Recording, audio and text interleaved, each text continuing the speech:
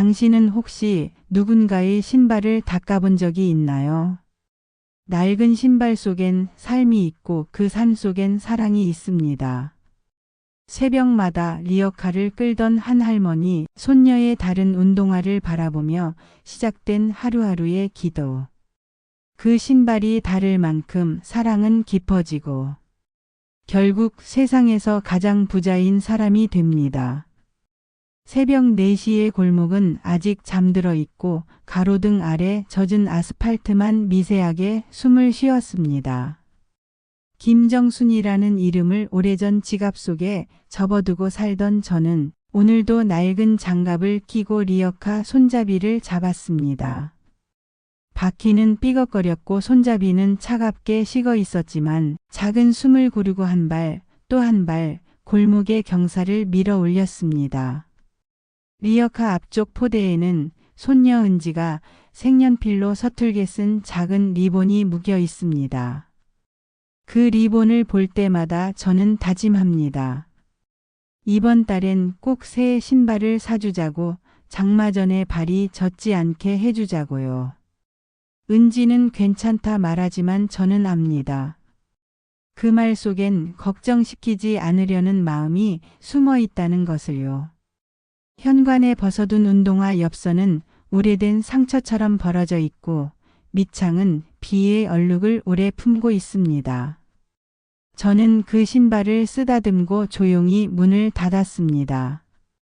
거리에는 전단지와 상자가 어둠을 닮은 덩어리로 남아 있었고 저는 허리를 굽혀 하나씩 리어카에 올렸습니다. 젖은 종이 냄새는 이상하게도 제 어린 날을 데려왔습니다. 책 한 권이 귀하던 시절, 학교에 가지 못한 채 장터를 돌던 낮과 해질녘이면 그림자가 길어 부끄럽던 저녁들. 그때 저는 마음속으로 약속했습니다. 언젠가 누군가에게는 비가 와도 젖지 않는 길을 만들어 주겠다고요. 그 약속이 지금 제 리어카를 움직이고 있다고 저는 믿습니다. 첫 번째 코너를 돌자 젖은 신문 더미가 눈에 들어왔습니다. 물 먹은 종이는 생각보다 무겁고 끈은 손에 감길수록 차갑게 턱턱 걸렸습니다. 저는 종이를 모으고 묶고 리어카 한쪽에 무게를 고르게 나눴습니다. 골목 카페 주인이 문을 반쯤 열며 말했습니다. 오늘도 부지런하시네요. 저는 웃으며 답했습니다. 아침 공기가 좋아서요.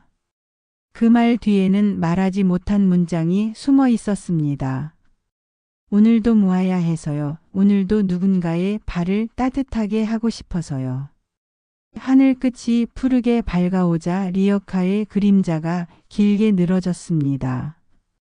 그림자를 따라 발을 옮길 때마다 동전 소리 같은 울림이 가슴에서 났습니다.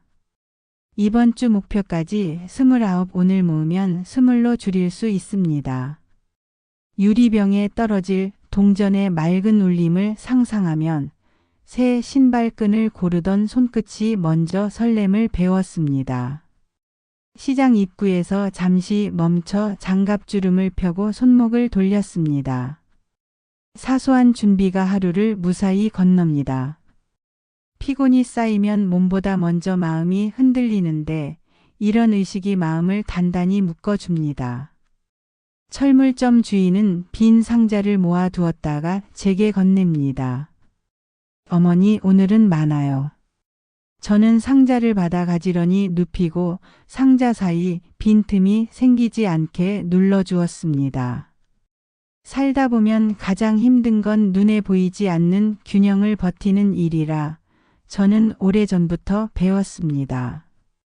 해가 더 오르기 전 시장 골목을 하나 더 돌기로 했습니다. 그때 마음이 빠르게 뛰었습니다. 혹시 오늘 신발 가게 유리 앞에서 서볼 수 있을까요? 보라색 운동화의 끈은 얼마나 탄탄할까요? 밑창은 비 오는 날에도 미끄럽지 않을까요? 생각이 거기까지 닿자 발걸음이 빨라졌고 리어카는 삐걱거림을 줄이며 얌전히 뒤를 따랐습니다. 가게 유리 너머로 줄지어 선 신발이 아침빛을 받아 부드럽게 반짝였습니다. 그 사이에서 은지가 좋아할 색을 찾는 일은 어렵지 않았습니다. 그 아이의 웃음에는 늘 보라색의 온기가 섞여 있었으니까요. 어서 오세요. 가게 주인이 문을 열며 인사했습니다. 저는 리어카 손잡이를 더 단단히 잡고 조용히 말했습니다. 조금만 더 모아오겠습니다. 다음 장날엔 꼭 데리고 오지요. 그 말이 제 스스로에게 건네는 약속임을 알면서도 저는 다시 골목으로 발을 돌렸습니다. 햇빛이 높아져 리어카의 그림자가 짧아질 때 저는 마음속 저금통의 뚜껑을 조심스레 닫았습니다. 오늘의 수고가 내일의 발걸음을 바꾸리라는 것을 믿으면서요. 저녁 무렵 집에 돌아와 유리병에 동전을 떨어뜨리면 투명한 벽이 작은 종처럼 울립니다. 은지는 그 소리를 듣고 방에서 뛰어나와 묻습니다. 할머니, 오늘은 몇 개예요? 저는 동전을 손바닥 위에 올려 보여줍니다. 14개. 점점 가까워진다. 은지는 박수치며 웃고 저는 그 웃음을 보며 생각합니다. 세상에서 제일 비싼 신발은 돈으로만 사는 것이 아니라 하루의 무게와 사랑의 시간으로 사는 것이라고요. 밤이 깊어가자 저는 은지의 낡은 운동화를 마루에 올려두고 젖은 수건으로 천천히 닦았습니다. 흙먼지와 비 자국이 물에 풀려 나올 때 낮에 피로가 함께 사라지는 느낌이 들었습니다. 그리고 오래전 어머니가 제 신발을 닦아 주던 장면이 떠올랐습니다. 그때의 따뜻함이 손끝에 다시 머물자 마음 한 켠도 조용히 빛났습니다. 오늘도 잘 버텼다고, 내일은 더 가볍게 걸어보자고 저는 스스로에게 작은 약속을 남겼습니다. 창밖에는 별 하나가 늦게까지 남아 저를 바라보는 듯했고 저는 아주 작게 속삭였습니다. 조금만 더, 조금만 더. 폐지를 팔아 얻는 돈은 하루에 10,000원이 채 되지 않았습니다. 그중 절반은 쌀과 반찬, 나머지는 은지의 점심값이었습니다. 남는 건 동전 몇 개뿐이었지만 저는 그 동전을 버리지 않았습니다. 하루가 끝날 때마다 머리맡에 작은 유리병에 딸랑 소리를 내며 넣었습니다. 그 소리는 저에게 하루가 아직 끝나지 않았다는 신호이자 내일을 향한 약속 같았습니다. 은지는 학교에서 돌아오면 그 소리를 먼저 들었습니다. 할머니, 또 모았어요? 하고 묻는 목소리가 마치 종소리처럼 맑았습니다. 응, 오늘은 5개나 모았단다. 그거 어디에 쓸 거예요?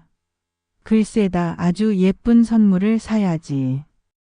저는 대답을 피했지만 그 대화 속엔 둘만의 비밀이 피어 있었습니다. 밤이 깊어지면 저는 은지가 벗어둔 운동화를 바라봤습니다. 밑창은 거의 닳았고 실밥이 터진 옆면으로 비가 스며든 흔적이 남아 있었습니다.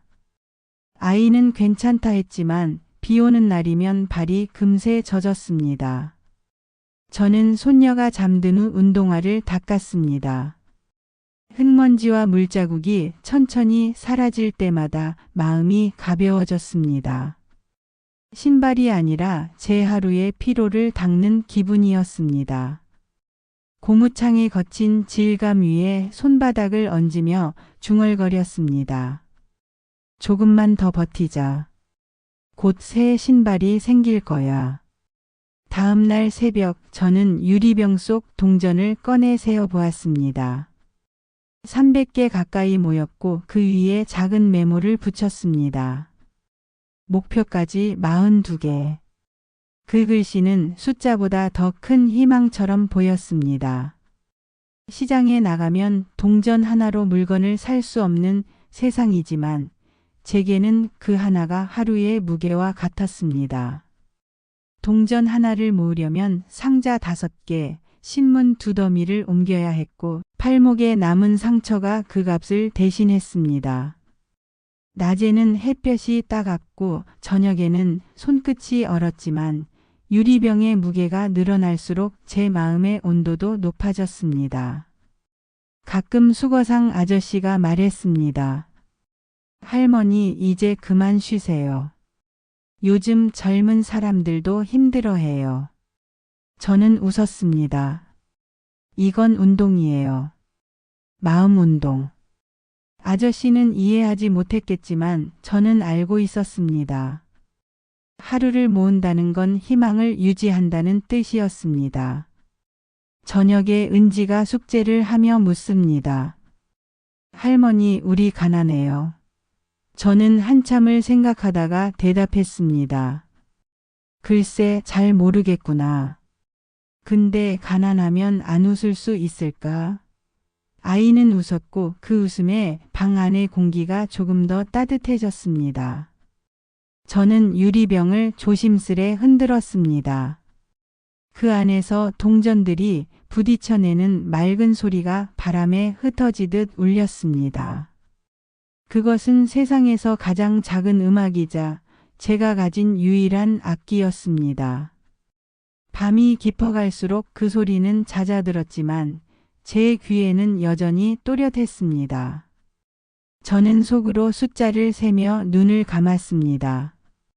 301, 302 그렇게 세다 보면 잠이 들었습니다. 꿈속에서는 은지가 새 신발을 신고 학교 운동장을 달리고 있었습니다. 햇빛에 반짝이는 보라색 운동화 끈이 공기 속에서 길게 휘날렸습니다. 저는 멀리서 그 아이를 부르며 웃었습니다. 은지야, 발 안 아프지? 아이는 고개를 끄덕이며 대답했습니다. 이 신발은 할머니가 만들어준 거예요. 꿈속의 말이 아침까지 이어졌습니다.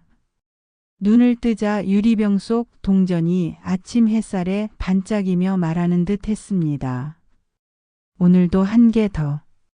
장날이 되면 시장은 사람들로 붐볐습니다. 채소 냄새와 튀김 냄새가 뒤섞이고 상인들의 목소리가 서로 엇갈리며 아침의 공기를 데웠습니다. 저는 리어카를 시장 골목으로 천천히 끌고 들어갔습니다. 이 골목엔 언제나 밝은 색깔이 가득했습니다. 노란 귤, 붉은 고추, 파란 그릇들. 그 사이로 번쩍이는 유리창 하나가 눈에 들어왔습니다. 신발 가게였습니다. 그곳에는 아이들의 운동화가 가지런히 진열되어 있었습니다. 분홍, 파랑, 하늘색, 그리고 은지가 가장 좋아하는 보라색. 저는 발걸음을 멈추고 유리창 너머를 바라보았습니다. 아침빛이 창 위로 흘러내리며 운동화 위에 맑은 그림자를 만들었습니다. 가게 안으로 들어가고 싶었지만 저는 리어카 손잡이를 꼭 쥐었습니다. 다음 주까지만 조금만 더 모으자. 제 마음은 이미 그 안에 들어가 있었지만 손은 여전히 리어카 위에 머물러 있었습니다. 가게 문이 열리고 주인 아저씨가 제 쪽을 보았습니다. 할머니 또 오셨네요. 따님 신발 고르시게요. 저는 웃으며 고개를 저었습니다. 손녀요. 은지라고 해요. 발이 커져서 곧 새 걸 사줘야 해요. 아저씨는 제 얼굴을 보고 부드럽게 말했습니다. 지난번에 보라색 운동화 보셨죠? 아직 있어요. 장날 끝나면 세일 들어갑니다. 그 말에 제 마음이 잠시 흔들렸습니다. 하지만 저는 고개를 숙이고 말했습니다. 조금만 더 모아야 해요. 다음 장날엔 꼭 데리고 올게요. 아저씨는 미소를 지었습니다. 그럼 남겨둘게요. 할머니 오시면 드릴게요. 저는 작게 인사하며 리어카를 밀었습니다. 그 짧은 대화 속에서 세상에 아직 따뜻한 온기가 남아있다는 걸 느꼈습니다. 시장 끝자락으로 향하는 동안 제 마음은 이상하게 가벼웠습니다. 리어카 위에는 오늘 모은 종이와 병이 가득했지만 발걸음은 한결 부드러웠습니다. 길가에선 아이들이 어머니 손을 잡고 웃으며 지나갔습니다. 그 모습을 바라보며 저는 속으로 중얼거렸습니다. 우리 은지도 곧 저렇게 걷겠지. 반짝이는 신발을 신고. 집으로 돌아오는 길 햇빛이 강해졌습니다. 리어카 손잡이에 맺힌 땀방울이 반짝거렸습니다. 저는 집 앞에서 멈춰 주머니를 뒤졌습니다. 오늘 번 돈 중 1,000원짜리 한 장과 동전 몇 개가 손에 잡혔습니다. 그 동전들을 다시 유리병에 넣을 생각에 가슴이 두근거렸습니다. 은지는 마루에서 숙제를 하다 저를 보자마자 달려왔습니다. 할머니, 오늘도 신문 많이 모았어요? 응, 꽤 많이. 오늘은 주인 아저씨가 신발을 남겨주신대. 정말요? 그래, 근데 다음 주까진 더 모아야 해. 그때 가서 내가 직접 골라. 은지는 눈을 반짝이며 대답했습니다. 그럼 저는 보라색으로 할래요. 반짝이는 끈이 달린 거요. 그 말이 얼마나 사랑스럽던지 제 가슴이 따뜻하게 벅차올랐습니다. 저녁이 되어 유리병에 동전을 떨어뜨릴 때마다 딸랑 하는 맑은 소리가 집 안가득 울렸습니다. 그 소리에 은지는 손뼉을 치며 숫자를 세었습니다. 1, 2, 3, 28. 저는 그 숫자를 따라 속으로 되뇌었습니다. 28, 29, 30. 숫자가 커질수록 마음속 불빛도 밝아졌습니다. 밤이 깊자 바람이 창문을 두드렸습니다. 저는 모포를 덮고 누웠습니다.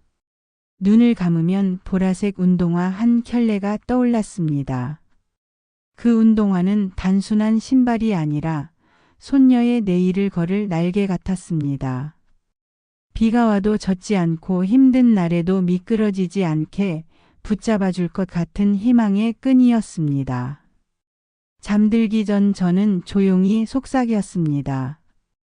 은지야, 조금만 더 기다려. 이번 장날엔 꼭 사줄게. 그 말이 공기 속으로 퍼져 방 안을 감쌌습니다. 어느새 빗소리가 잦아들고 멀리서 닭이 우는 소리가 들려왔습니다. 새로운 하루가 가까워지고 있었습니다. 저는 이불 속에서 미소 지었습니다. 오늘도 모았고 내일도 모을 겁니다. 세상에서 제일 부자인 사람은 마음속에 누군가를 위해 모으는 이유가 있는 사람이라고 믿으면서요. 그날은 아침부터 비가 내렸습니다. 하늘은 잿빛으로 눌려 있었고 골목길은 금세 얇은 물막이 생겨 발목까지 젖었습니다. 사람들은 우산을 쓰고 발걸음을 재촉했지만 저는 오래된 우비를 꺼내 입었습니다. 비닐의 냄새가 코끝을 스쳤고 차가운 공기가 손목을 파고들었습니다. 리어카 손잡이를 잡자 금속이 미끄러웠습니다. 그래도 저는 발을 내딛었습니다. 오늘을 쉬면 하루가 늦어지지.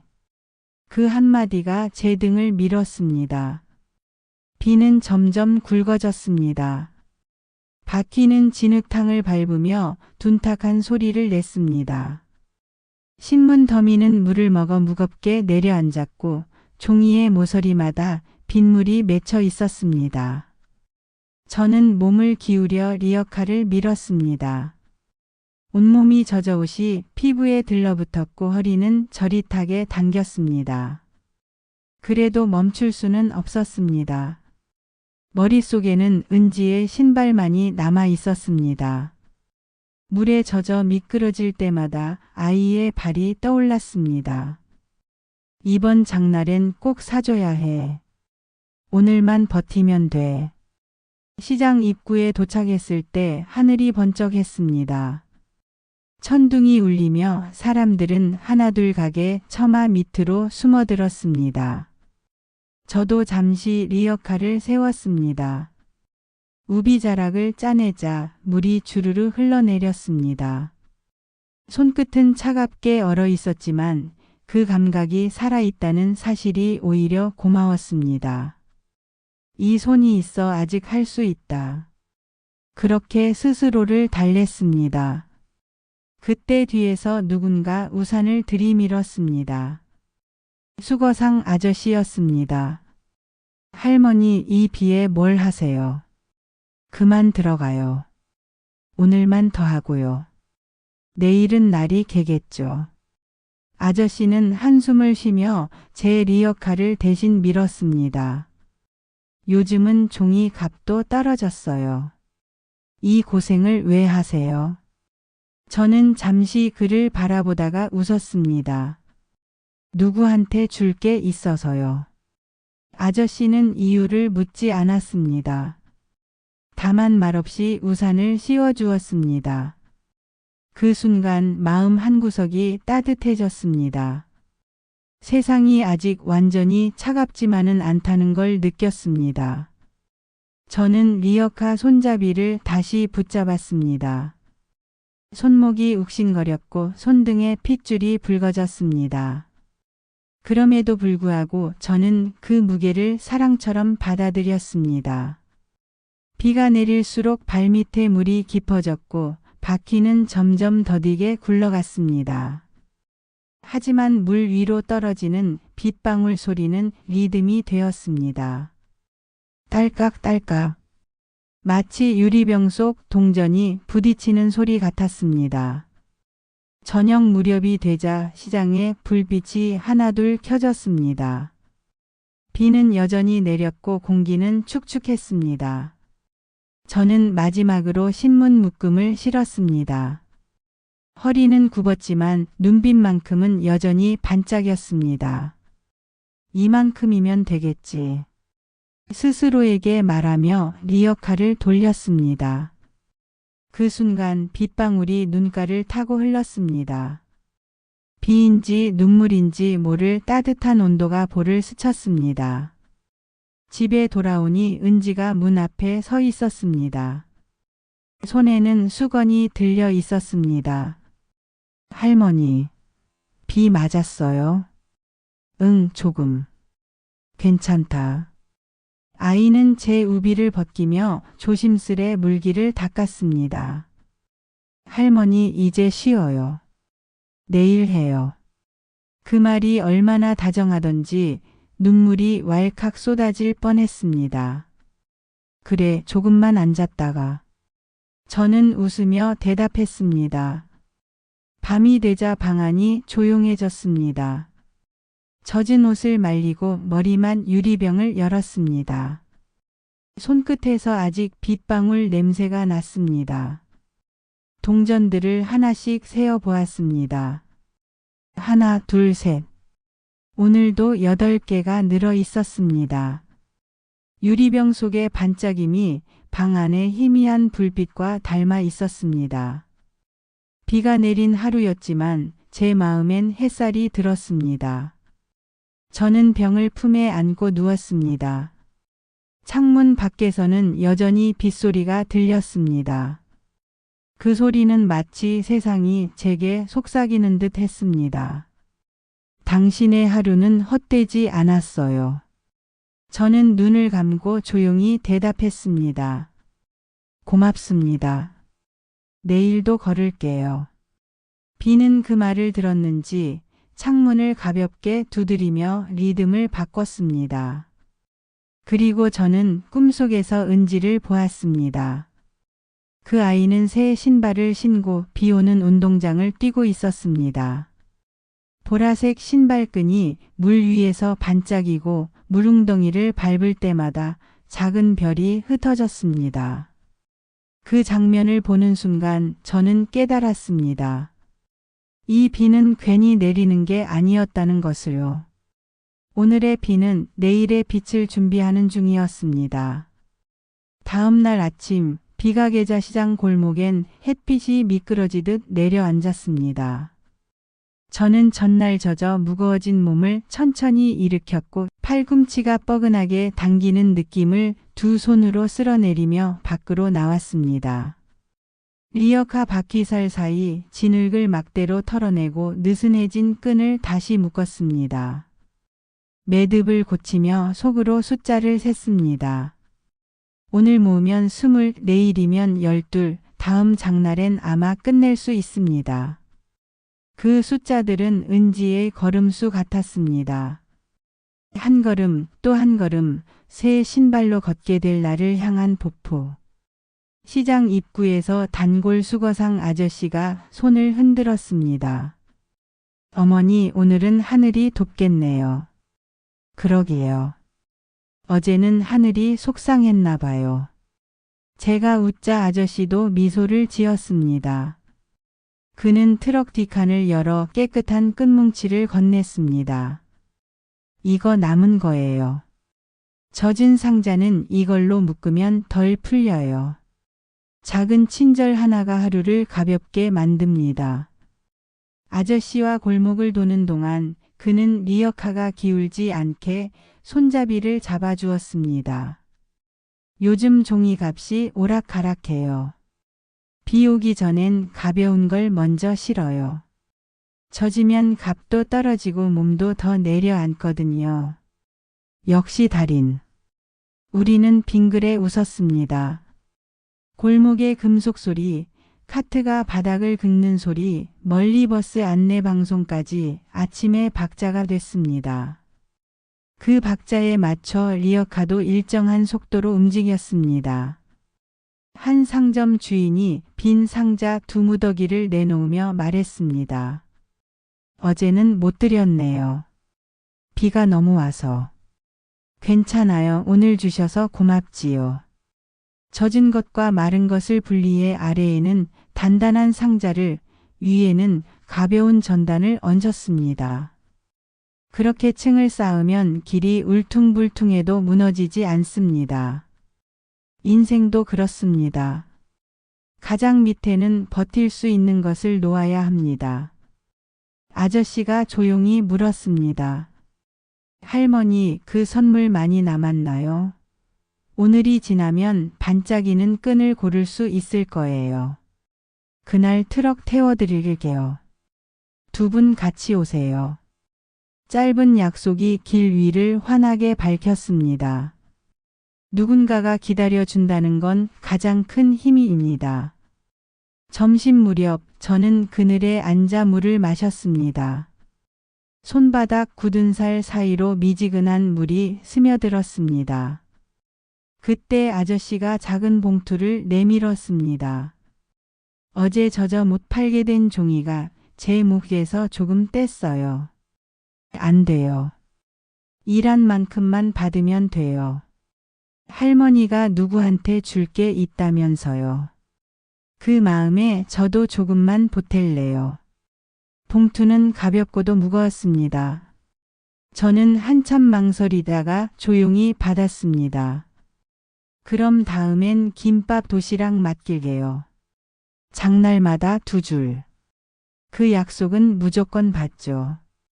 오후 바람이 불어 상자 냄새가 골목을 지나갔습니다.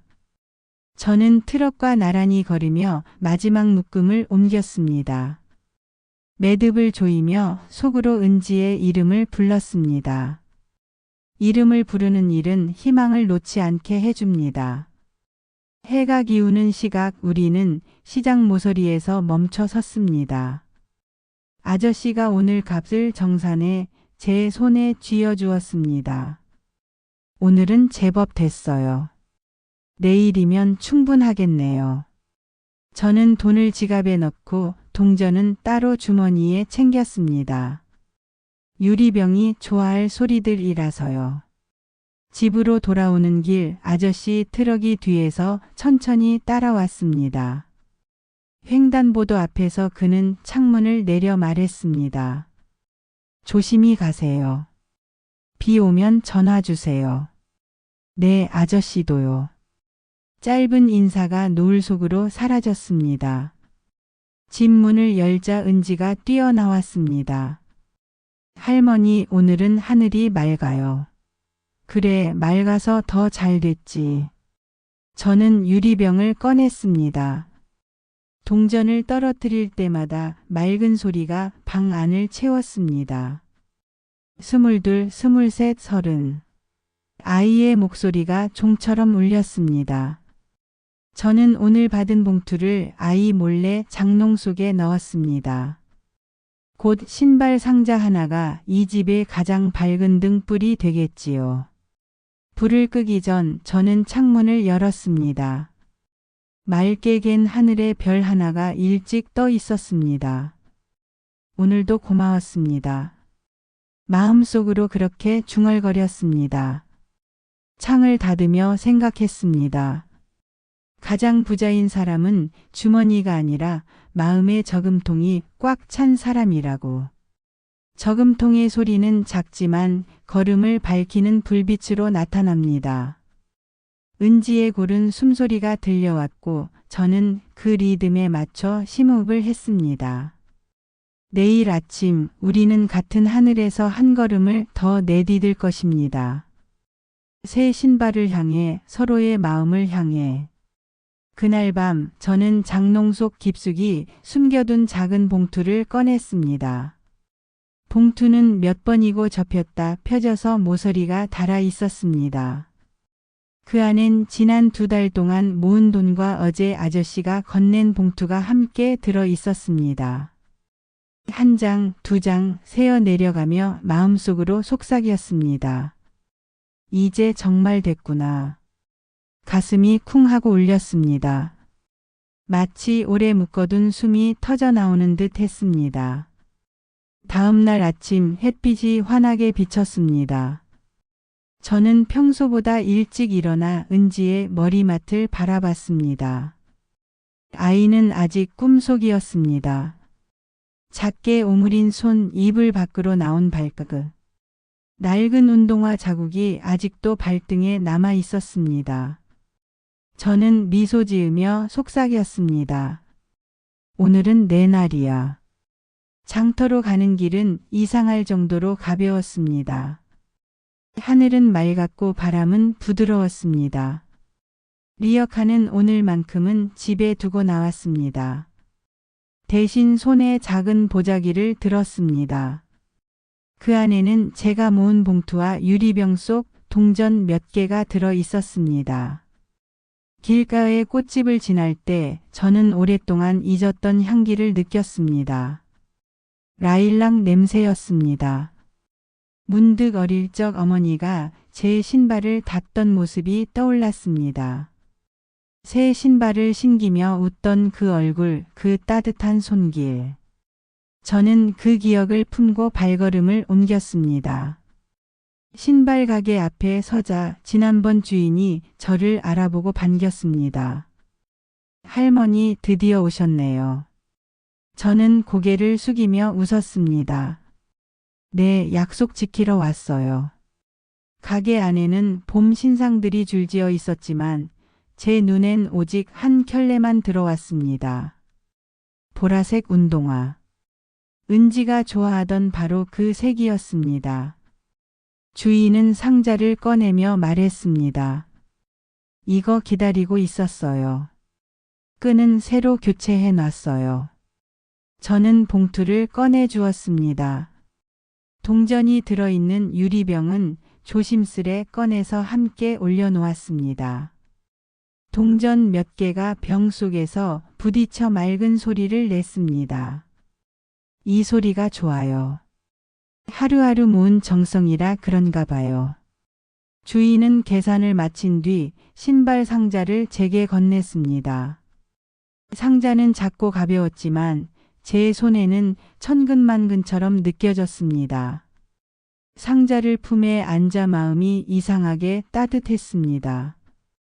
햇빛이 창문을 통과해 상자 위에 내려앉았습니다. 그 빛은 마치 축복 같았습니다. 할머니, 리본 묶어드릴까요? 아니요. 집에 가서 손녀가 직접 풀게요. 저는 그렇게 말하며 상자를 조심스레 안았습니다. 주인은 제게 봉투 하나를 더 건넸습니다. 이건 서비스예요. 아이들이 좋아하더라고요. 작은 스티커 세트였습니다. 별 모양과 하트 모양이 가득한 반짝이는 스티커.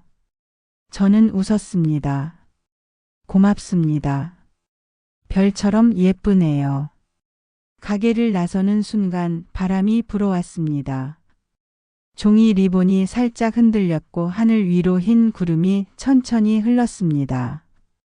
그 구름의 방향이 마치 은지의 집을 향하는 듯 했습니다. 저는 상자를 품에 안고 골목을 걸었습니다. 걸음마다 상자가 품속에서 따뜻하게 움직였습니다. 그 안에는 단순한 신발이 아니라 제가 걸어온 모든 날들의 의미가 들어 있었습니다. 집에 도착하자 은지가 마루에서 그림을 그리고 있었습니다. 할머니, 오늘은 일 안 나갔어요. 오늘은 특별한 날이거든. 은지는 고개를 갸웃했습니다. 저는 품에서 상자를 꺼내며 말했습니다. 이거 내 거야. 저요. 아이의 눈이 커졌습니다. 응, 내가 좋아하던 그 색이야. 상자를 연 은지는 잠시 아무 말도 하지 못했습니다. 손끝이 떨리더니 이내 눈가가 반짝였습니다. 할머니, 이거 새 거예요. 진짜 새 거? 그래, 세상에서 제일 반짝이는 신발이지. 은지는 신발을 꺼내 두 손으로 꼭 안았습니다. 이건 꼭 소중하게 신을게요. 저는 그 모습을 보며 조용히 웃었습니다. 그리고 속으로 말했습니다. 이제야 나도 새 길을 걷는 것 같구나. 밤이 되어 방 안에 불을 끄자 신발 상자의 은은한 색이 달빛을 받았습니다. 은지는 새 신발을 베개 옆에 두고 잠이 들었습니다. 그 얼굴 위로 달빛이 내려앉아 상자 위 별 스티커들이 작게 반짝였습니다. 저는 속삭였습니다. 이제 우리 둘 다 내일이 기다려지네. 다음 날 아침 은지는 새 신발을 신고 현관에 섰습니다. 햇빛이 창문을 통과해 보라색 끈 위에 내려앉았고 신발의 옆선이 반짝였습니다. 아이는 거울을 보며 발을 이리저리 움직였습니다. 할머니, 저한테 딱 맞아요. 그 말에 제 가슴이 벅차올랐습니다.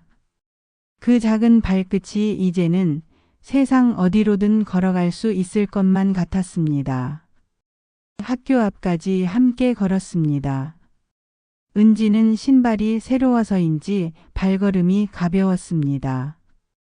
골목의 돌길조차 춤추는 리듬처럼 밝혔습니다. 아이는 뛰어가다 멈춰 뒤돌아보며 외쳤습니다. 할머니, 이거 진짜 구름 위를 걷는 것 같아요. 저는 웃으며 손을 흔들었습니다. 조심해서 다녀와. 아이가 멀어질수록 그 보라색 끈이 햇빛 속에서 한 줄기 빛처럼 남았습니다. 집으로 돌아오는 길 마음이 이상하게 벅차올랐습니다. 기쁨인데 눈물이 났습니다. 리어카 대신 빈손으로 걸으니 세상이 가벼워졌습니다. 바람은 향기롭고 나무들은 반짝였습니다. 오늘만큼은 무거운 상자도 젖은 신문도 필요 없었습니다. 제 손엔 은지의 웃음이 쥐어져 있었으니까요. 그날 저녁 은지가 학교에서 돌아왔습니다. 손에는 종이봉투가 들려 있었습니다.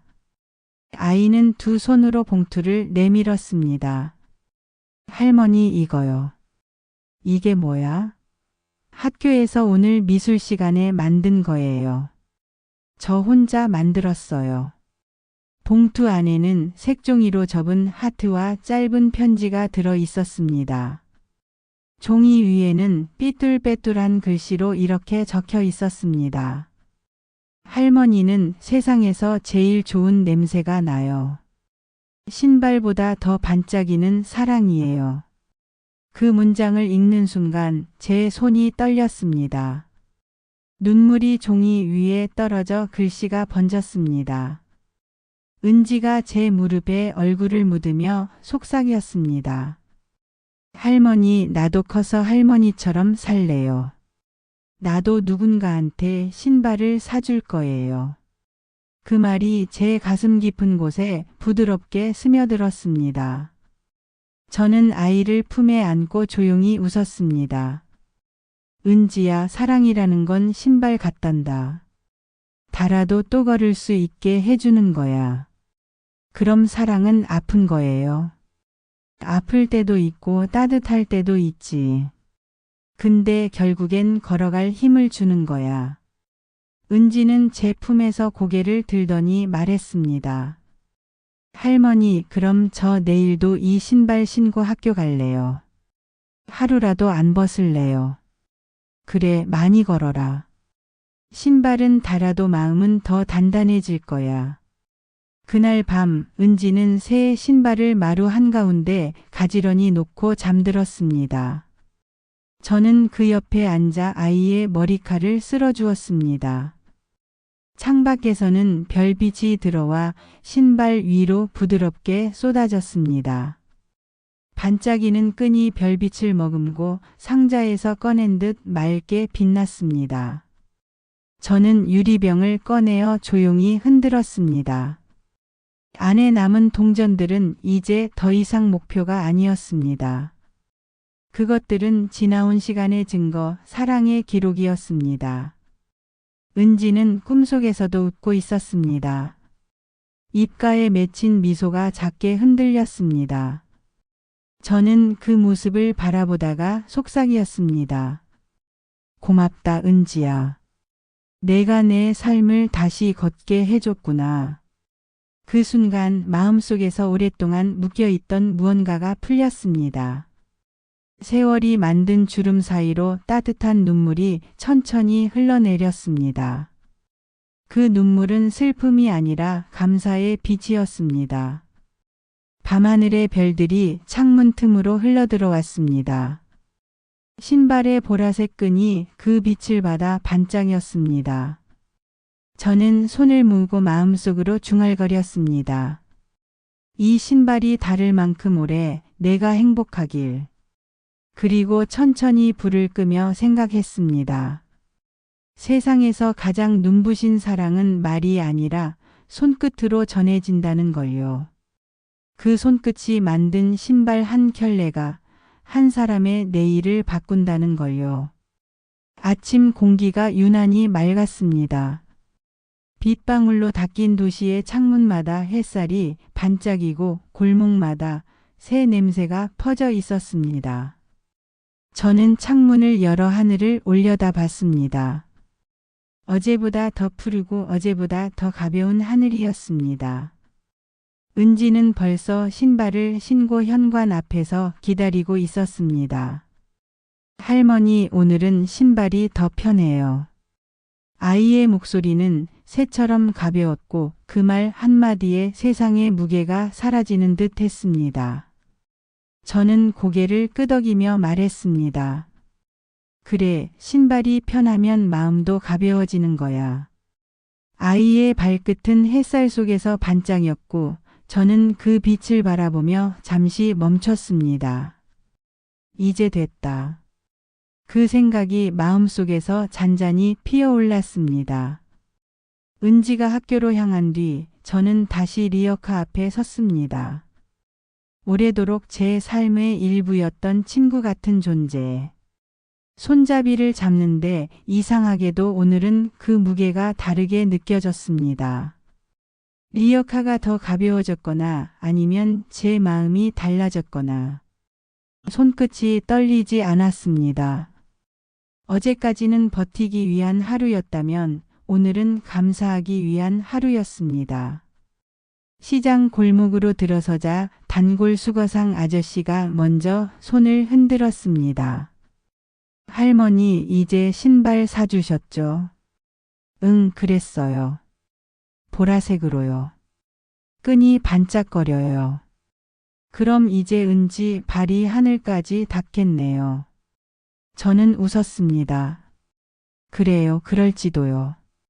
우리는 잠시 아무 말 없이 하늘을 바라봤습니다. 바람이 지나가며 전단지를 날렸고 그 종이 한 장이 제 리어카 위로 떨어졌습니다. 그 위에 적힌 문장이 눈에 들어왔습니다. 당신의 하루가 누군가의 내일을 밝힙니다. 저는 그 글귀를 읽으며 마음속으로 되뇌었습니다. 그래, 내가 걷던 길은 낡은 길이 아니라 내일을 밝히는 길이었구나. 오후가 되어 골목에 그림자가 길게 늘어졌습니다. 저는 오늘따라 천천히 걷고 싶었습니다. 손끝에 굳은 살이 부드러워졌고 리어카의 삐걱거림이 마치 음악처럼 들렸습니다. 길가를 지나던 젊은 부부가 말을 걸었습니다. 할머니 매일 보이네요. 대단하세요. 저는 웃으며 답했습니다. 이건 운동이에요. 마음 운동. 그들이 미소 지으며 지나가고 저는 혼잣말처럼 덧붙였습니다. 사랑은 멈추지 않는 근육이지요. 해질 무렵 저는 집으로 돌아왔습니다. 문을 열자 은지가 달려왔습니다. 할머니 학교에서 상 받았어요. 효도상이에요. 아이의 손에는 리본이 달린 상장이 들려 있었습니다. 상장에는 이렇게 적혀 있었습니다. 가장 따뜻한 마음으로 세상을 밝힌 어린이. 저는 그 문장을 보는 순간 숨이 멎는 듯 했습니다. 눈물이 차오르려 했지만 대신 웃었습니다. 은지야, 할머니도 오늘 상 받았단다. 내가 웃는 얼굴이 그 상이야. 은지는 제 품에 안겨 웃었습니다. 그 순간 집안에 금빛 저녁 햇살이 가득 들어왔습니다. 밤이 되어 유리병을 열었습니다. 남은 동전 몇 개가 바닥에 부딪히며 소리를 냈습니다. 그 소리는 어쩐지 달랐습니다. 더 이상 모아야 할 목표가 아닌 함께 이룬 노래 같았습니다. 저는 병을 조심스레 닫으며 속삭였습니다. 이제 됐다. 다 닿았다. 창밖에는 별이 떠 있었습니다. 어젯밤보다 더 가까이, 더 또렷하게. 그 별빛이 리어카의 금속 틈새에 스며들며 부드럽게 반짝였습니다. 저는 그 빛을 따라 눈을 감았습니다.